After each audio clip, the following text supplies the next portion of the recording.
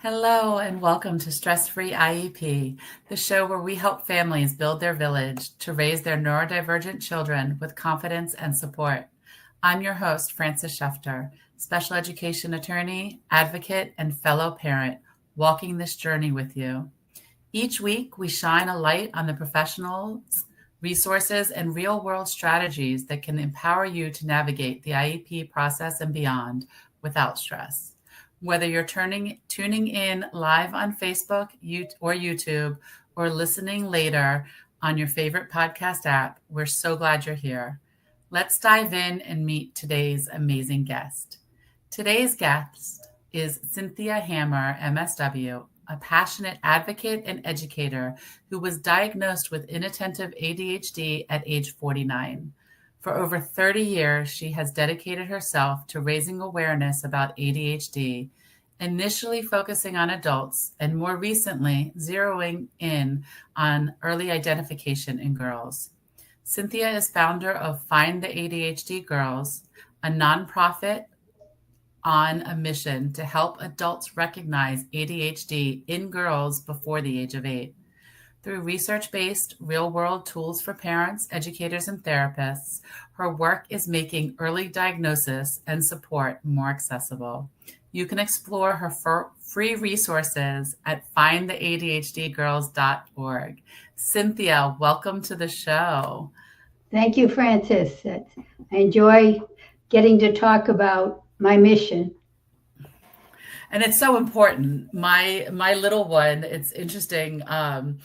She's 8 now, and 2 years ago we got the ADHD diagnosis. And originally we were just getting her tested for dyslexia. I didn't even notice the ADHD, which is, with my background with special education. Right. It's not an unusual story. Right. It was just kind of like, whoa, wait, she has ADHD also? And then I was like, oh, that kind of explains a lot of things. Right. Well, we recently interviewed a pediatrician who had been treating children for 25 years. And she only went for a neuropsych because her dad has developing dementia. And she wanted to find out if she might, be at risk for that.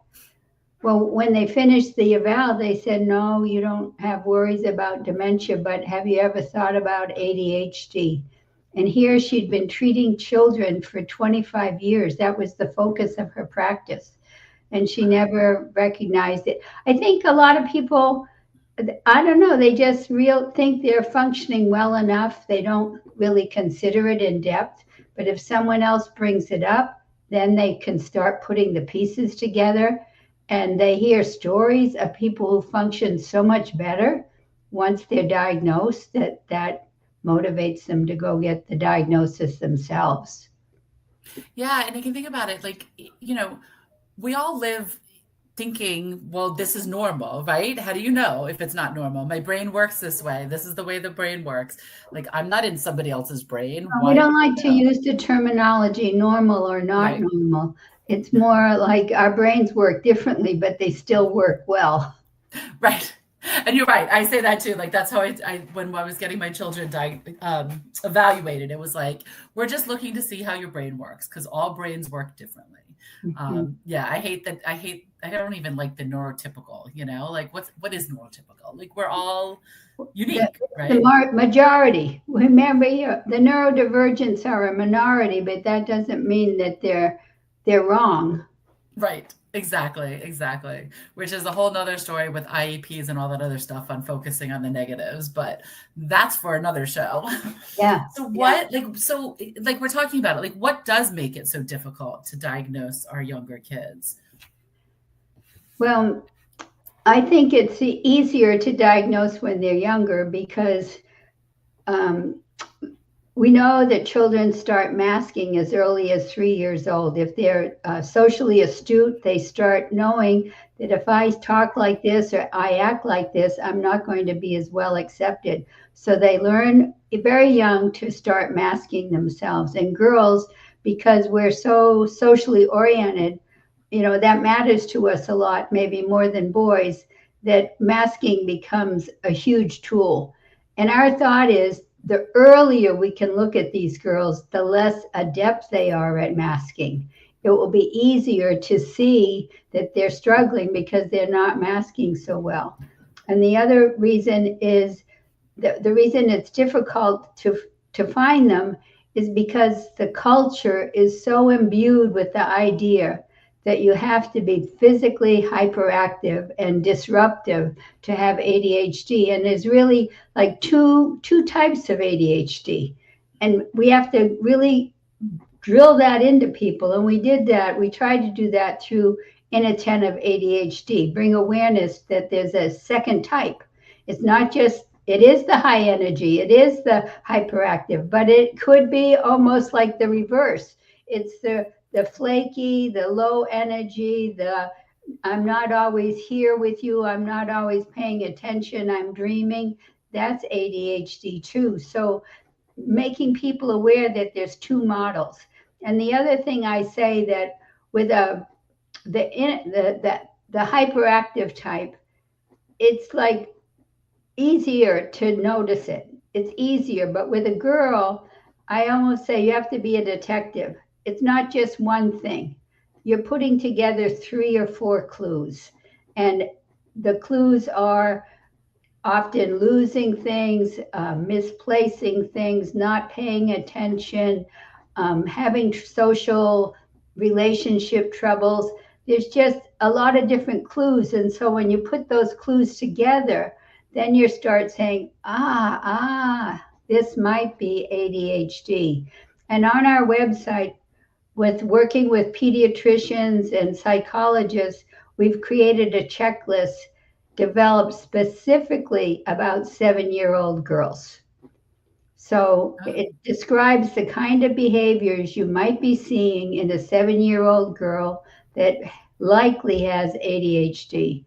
So by getting parents to complete that checklist, then they can start thinking, they realize what kind of behaviors they should be watching for, in addition to not losing things and not listening, being sensitive to fabrics, disliking certain tastes, having emotional difficulties, being upset if they're criticized in any way.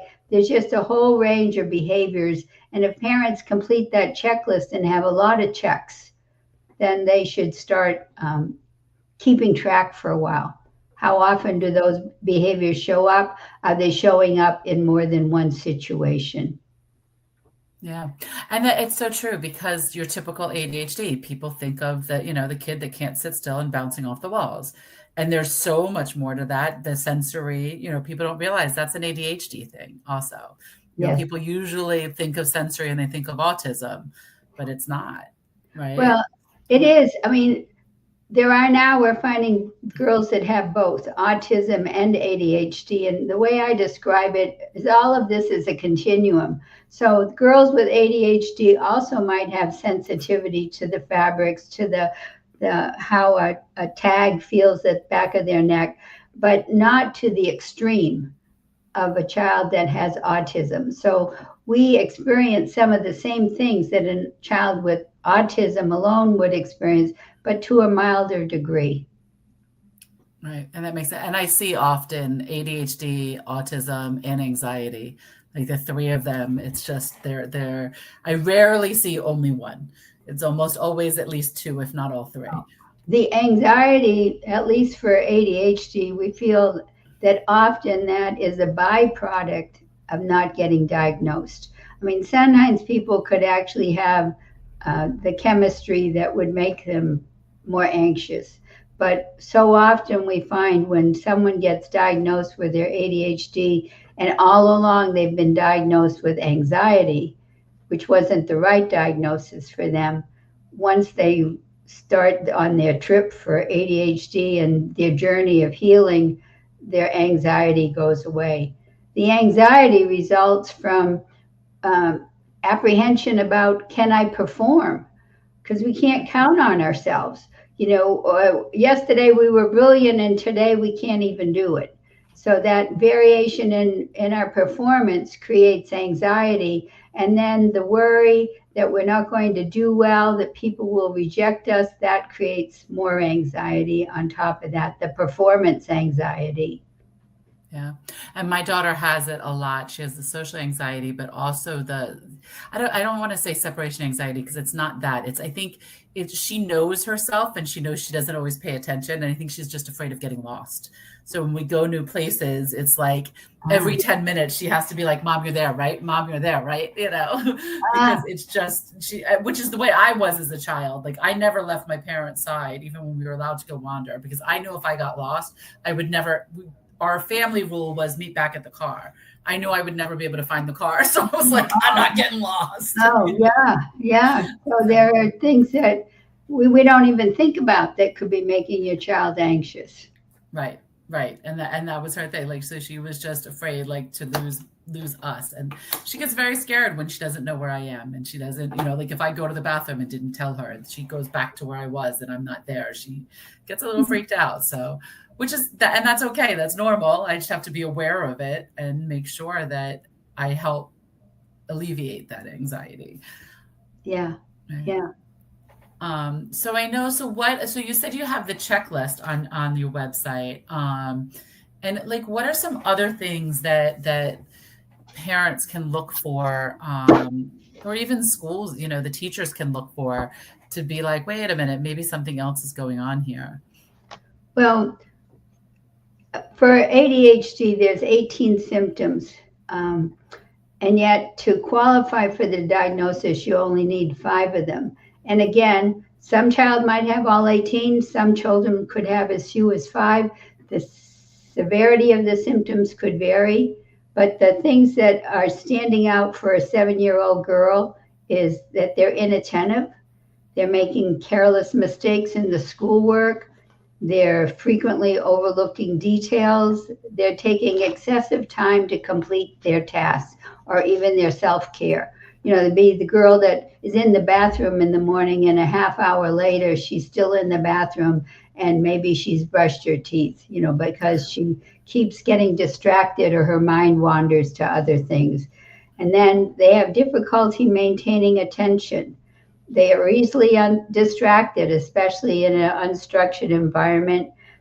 During a conversation, their mind might wander away. And when I'm aware of this, I have to catch myself and say, can you please repeat that? Because I become aware my mind wandered and I wasn't really paying attention. They can become bored in a subject unless it really interests them. And again, you can hear that's like autism. Autism has extreme interests, and people with ADHD have interests that is going to turn on their brain. And if it's boring, they might not pay attention. So these are things the teacher could be watching for, or the parent could be watching for. And also the poor listening skills. They require you to say something several times. And this is where it's helpful to post charts so that the things that you cue them every morning about do this, do this, do this to get ready for school, instead of having to always keep telling them, you can put up a sign so that they would know about that. The same in the classroom. It's helpful if the teacher has routines to the day, makes it easier for the child. They have less to struggle with remembering if it's a routine. They have less struggle with the transitions because they know what's coming up next. So there's things that we can put in place when we know they have poor listening skills. So they're not relying just on listening. They also have a place they can go read what it is they're expected to do. Then about the organization, there's poor sense of time. Again, not every child is going to experience all of these things. They said it's a mix of them, but getting a lot of check marks should be a factor that would alert you to concern. The child that forgets what someone just said, or they need frequent reminders, that they have trouble starting a task or finishing a task. I would send my son out to mow the lawn, and later when I would check on it, the lawnmower would be there and he wouldn't. So they would start a task and then get off task. And you could think that they're being naughty, but the first thing to consider is it could be how their brain is wired. They're often messy and disorganized in their appearance. They might not care about presenting themselves in appropriate attire. They just want to get on with it, put on whatever is close at hand. And so I know older women, they might create one outfit that they're going to take when they go out in public. And that's the one they count on because it relieves them of decision making, makes their lives easier. And my son, he wanted things to be neat. So like once a month, he'd really clean his room. But then the next day, he couldn't maintain it. So even if they could create organization, and they like organization, they do better in organization, they often can't maintain it themselves. Some of the children, you'll notice, girls also could have the hyperactive type of ADHD. And when they do, you would notice them fidgeting a lot and moving a lot because they have a restless body that has that need to move. But when I've talked to some women, they said in school, they got strong messages that girls shouldn't act that way. So they were suppressing themselves. They were forcing themselves to stay in their seat. They were biting the inside of their cheek to remind themselves, I need to stay seated. So, but the girls that are high energy could also be very, very talkative, very chatty, and they could be interrupting conversations with others, which again is going to affect their social interactions. They could often be the girl who's often told to quiet down. Don't be so loud. And one woman, as an elder woman, she wrote that she was too much. You know, she was always told she was too much. And as an adult, she was telling herself she wasn't too much. She was just what she should be. So it's that thing that boys can be unruly and outgoing, and we say, oh, that's just boys, and we kind of smile and like it. But if a girl is that way, she's often told she's too much and she should be less. Right. And that's where the masking comes in, and the kids wind up and I share this often when getting children eligible for either 504s or IEPs at the meetings. A lot of times schools are like, but they're getting straight A's, but they're on grade level. But the reality of it is our ADHD kids are a lot of times are higher intellectually, and because of the ADHD, they're masking it well, but they're not necessarily there available for learning, because if they're sitting there the whole time of like, I'm supposed to sit still, I'm supposed to have my hands folded, I'm supposed to pay attention, and that's what they're focusing on. They don't know what the teacher's saying. They're not getting any instruction. They're focused on what I should be doing and how I should be presenting myself. Well, it uses up a lot of their energy to do that. And sometimes these girls come home and collapse. Yeah. The parents see the fallout of their making such a big effort at school. And so the school needs to be aware of that the girl might look perfect at school, but they don't realize the punishment that's imposing on the girl. And the other thing, I mean, our school system feels like if you're doing great, you're doing great, but they don't know what your upward potential is.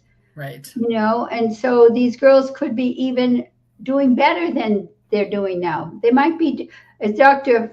Ferrone says, that they could be getting B's and everyone thinks they're fine, but they don't realize with just a little bit of effort, a little bit of accommodations, these girls could be getting A's easily without the work. Right. Exactly. And that's the thing. Like I remember, it used to be that, the kid's fine in school. It's a home problem. It's a parent problem. You're not parenting right, Yes. All those days, right? That would fall into that. But what we suggest is that parents complete the checklist, then go talk with the teacher and say, these are the kinds of behaviors I'm seeing at home. Could I ask you to observe my girl in class and see if you start noticing these things? Because what I was told by a pediatrician that makes a lot of sense is at the start of the school year, the teacher kind of looks over the class and says, which children are the ones that are going to need extra help? And during the first month or so of school, children with ADHD can look great because everything is new and different. They're really tuned in, they're committed, they want to do well. Everything about school is interesting and exciting. So they get passed over. And then later in the year, as they start, looking out the window, not know where the place is that the teacher's calling on for them to read out loud, or they're asking their student, their fellow student, what page are we on? What are we doing? They're turning in their schoolwork without the second side completed, or they're not putting the name on the paper. These small hints start rising to the surface, but if the teacher's not attuned to it, she's not putting it together. So I think that if the parents become attuned, and sometimes it's the teacher that becomes attuned first, and she can attune the parent to it. But sometimes it's the parent that can, starting with the checklist and saying, I'm concerned about these behaviors. Are you seeing them? They can get the teacher to be attuned too, and then they can form a team to help the child. Yeah, and it's like I'm circling back around to you saying about so important to get the diagnosis early, because a lot of times schools will be like, well, let's wait and see. They'll catch up. They're just not mature yet. And I've always said I hate that wait and see term, because no, like if there's something going on, the earlier we catch it, the better. Because as you said, especially with our ADHD kids, if you wait and see, they're learning how to mask. So you're not going to see stuff later because they're masking, and it's just going to be that much more difficult to see and to get them the help you need. I mean, I've heard it from a lot of adults. Like, I figured out as an adult that I was ADHD, and all of a sudden my life made sense, right? Like school made sense. I mean, one of the most important things I've heard is that adults say ADHD is not a problem. Having it and not knowing is the problem. So once we know if we know that we do well if we're in our interest and in our passion, and we know that with a student, we can put them in, give them assignments to write papers on things that interest them. I mean, it can be some simple changes that will make them function better. But I'm trying to remember the point you just brought up about early detection, so that they don't start masking, right? Yeah. I forgot. Sorry. It's okay. It's okay. I do it all the time. My brain like, oh, wait, where did that idea go? The thing that's frustrating about it is you tell yourself that was such a good thing. I wish I could remember it. And then half your brain is still trying to figure it out while the conversation moves on. Right. And you'll remember at like 3, I don't know. I know for me at like 3 a.m, be like, oh, that's what I meant to say. Yeah. So, yeah. Right. But we were talking about why we shouldn't wait, when they say wait and see. And the thing is, people with ADD are usually born with ADHD. So they've already been with it for 7 years. It's not a new thing. And the thing is, we're told generally, if you're 3 years old, if you're not really extreme, the pediatricians are saying wait and see, till you're about 7. And then by 7, there's enough data to know we shouldn't keep waiting. We have enough data to be confident that we can make a diagnosis. So once you're confident you can make a diagnosis, that's when you should do it. And when we've talked with psychologists and physicians, they say we're confident by the time a child is 7. So it's up to us to be collecting the data that's going to persuade people it's the diagnosis is the right one. Yeah. And I agree that waiting a little bit to have enough data, but there are things that we can put in place before, without, you know what I mean?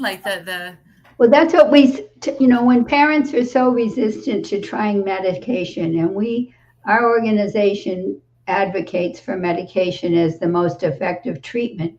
But what we say is parents should put all the best practices in place first: the structure, the routine, the calm household, trying to have good regular meals, the exercise, all the things that we tell parents are the best things to do for your child when they have ADHD.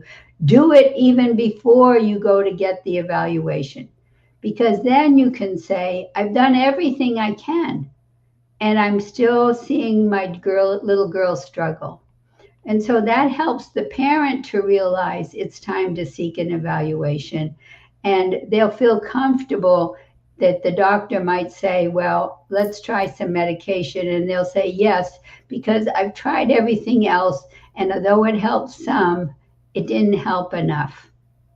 But for some parents, they'll say, it helped enough. I'm comfortable. It helped enough, but we keep evaluating to always see, is there more we should be doing as she gets older? Right. And I just want to say, as the parent of a child with ADHD and one on the spectrum, and if you as a parent, it's hard to get the schedules right, and especially if you have kids that have different needs. And so, you do the best you can, is what I like to say. Oh. There's all these things like, oh, you should do this for your ADHD kid, right? And as a parent, I hear it and I get it. And I'm like, but what I want to put out to listeners is you're not a bad parent if you can't do it. Because look, I don't always do it either. And it's reality, right? So how I advise adults to get healed from their ADHD is to think of the simplest thing to change that would make the biggest difference. And so you focus on one thing. And when you have that down pat, then you could go to the second thing. So I think the same thing would apply to a parent. You look at your household and what your daughter could benefit from, and say, what is the one thing I could do? What could we do in our home that would be the simplest thing to do that would make the biggest difference? And you start there. And then when you get that down, maybe it's making these schedules and posting them. Maybe it's having a family dinner together. It's you analyze your family and say, what would help our family life to become calmer, to become more structured? What's the simplest thing we could do to work in that direction? Back when I had 2 children with ADHD, they would fight at the mealtime. And maybe that wasn't seems very simple, because there was a doctor who said you do 1, 2, 3. So the first time they fought at the table, I said, that's a 1. And the second time, that's a 2. And then the third time, they had to leave the table. And so I'm saying some things can be very simple, but you need to take the time to figure out what you're going to do and then stick with it. And as we know, I don't know if you've disclosed, but many parents themselves have ADHD, and they're not knowing about it until their child gets diagnosed. And so we're expecting them to behave in ways that are going to be very difficult for them to behave unless they get their own diagnosis for ADHD. Right. I have never been diagnosed. I'm sure there's something there neurodiversity wise, but I've never actually done the assessments or the testing at this point, because I figure, I'm functioning okay, but I see it a lot. And interesting that you say about the one thing at a time is what I like to look at is what's the biggest pain point, so for me, bedtime. What causes you the most frustration? Right. Bedtimes for us was just the worst. And so now we finally got ourselves into a routine that works for all of us, that includes my husband and I getting to bed at a certain time, because we get our kids to bed at a reasonable hour. So we have a little bit of time to prep for the next day to get to bed at a reasonable, but hit that point. Okay, now that we got that, now where's our next pain point? What do we need to work on? And just one at a time, little things make huge differences. Well, and what happens too is if you do something and you become successful at it, you have confidence. It builds your confidence. And that is really important to building your self-esteem and your confidence one step at a time, because you decided you were going to do something, you really stuck with it, and you got it accomplished, then you've climbed one step of your self-esteem. Right. For as a parent and for your children and as a family of Yes. like, look how much easier life can be if we do XYZ first, right?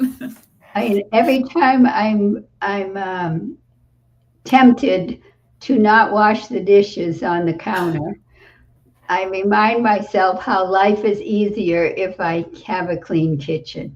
Yep. You know, I I'm the mean, same way. And it's the you night can fall before. back. You can fall back. So it doesn't like once you're there forever, but it gets me easier as you put more good habits in place. Right. And it's the same for me. My mornings are going to be easier if I take the 15 minutes to do the dishes at night. Because if not, I wake up to a dirty kitchen and I can't, like, to me, I can't cook my next meal or prepare a snack or do my next thing in the kitchen until the kitchen's clean. So it Right. just adds all that stuff into the morning. Just Yeah. do it now, get it done, Yeah. Simple things. I'm just looking through and making sure that I touched everything that we were going to talk about. And like I know we had talked, there were some things about like the schools oftentimes put in the research based sorry, RTI, they call it now, right? Um, and of course I'm spacing on the interventions, right? And why that doesn't necessarily work with our ADHD kids. Is that something we were talking about? I'm trying to remember how we worded it. And if I'm not wording it right, that's okay. We can move on to something else. Yeah, I'm not. That's okay. It doesn't bring something up for me right now. So. Okay, no, that's fine. That's what I was like. I was like trying to remember how we had it worded in our intake form, but that's fine. If I had a chance, I wanted to explain more about our website, because beyond the checklist, we really want to be the place where parents and teachers and therapists can come and get information about ADHD in young girls. So we've created what's called the repository, and there all the content we've created, which is professionally written and professionally designed, handouts, articles, interviews, infographics, carousels, everything is there that anyone can download and freely distribute. And even professionals can download it and put their own name on it to distribute it. So we're trying to, by getting this information out and making it freely available, hoping to reach more and more people to educate them. Girls are diagnosed with ADHD, but usually it's 3 boys to 1 girl. And we think it's 1-to-1. In the adults, it is getting to be 1-to-1, but in children, it's 3-to-1. And with the girls, they're often not diagnosed to 12 years old when they transition to middle school or when they start with their period, because these things are going to impact them more and it makes them struggle more. But they've been struggling all along. That's what we're trying to educate people about, is it might not look bad when they're 7 years old, but it is laying a bad foundation. And the earlier we get them on a good foundation, the better long-term outcomes they'll have. We're, for ADHD Awareness Month, which is coming up in October, we have a group of 21 women who've written essays about what their life was like with undiagnosed ADHD. And what I wrote in the afterword is it struck me that this might be a historical document, because, and I'm shivering as I say this, maybe in the future, maybe in 25 years, there will be no woman who has a late diagnosis. They all got diagnosed before they were 8. That would be nice. Yeah. And looking at how education system, society, everything has changed so much Because yeah, it used to be girls don't have ADHD. What are you talking about? Right. Well, the whole neurodivergent movement is Exactly. awesome. It's just awesome, and it's wonderful that people are not afraid to say they're neurodivergent, and they're not afraid to say this is what I need to function well. I'm just different. I'm not defective. I'm not deficient. I'm different. Exactly. Yeah. Yeah. Because I mean, it back, and I'm sure with you too, was like back in our day, like you didn't want to be labeled special ed. Like you'll never go to college if you get labeled special ed. And it's so Yeah, not true these days. right. So, Yeah. so I know we're going to put the website is going to be in the show notes when we go, like we're like, when it, Yeah. when we air it, we'll have it all out there. I keep forgetting that we're recording this one, but it'll go live soon. But yeah, so what else? So the website, what is the website again? Just find the ADHDgirls.org. Perfect. And are you guys a nationwide organization or are you based in a certain area? Well, we're just virtual. Okay. So it's nationwide. Well, actually, And we're international. Actually, I'm quite excited that I'm presenting on, I have a slideshow, well, anyone that has a group of 25, I'm willing to come and give the slideshow. But I'm giving it to Korea during wow. ADHD Awareness Month, and I have to do it ahead of time so they can translate it into Chinese. Oh, that's wonderful. That is so exciting. I was going to say, yeah, international. These days, everything's international. This is so wonderful. This has been so One awesome. of the women, some of the women that wrote letters are from the UK or was someone from Singapore. So, Oh, wow. So that's great. That is exciting, I'm sure. Like, you start something small and then all of a sudden you're like, whoa, wait a minute. Like, well, we hoped from the start it would become international because yeah, it's girls all over the world that need to get diagnosed earlier. right. Yeah. Like to get the support. This has been so awesome. Thank you so much for coming on the show and sharing all your wisdom and for the resources you put out there so we can get our girls the help they need earlier. All right. Thank you, Francis. And thank you all for joining us on this episode of Stress Free IEP. We hope today's conversation gave you new tools, insights, or just a little more peace of mind as you support your neurodivergent child. Don't forget to subscribe so you never miss an episode. And if you found this episode helpful, please share it with someone in your village. You can always learn more and connect with me at schefterlaw.com or follow along on social media. Until next time, remember, you do not have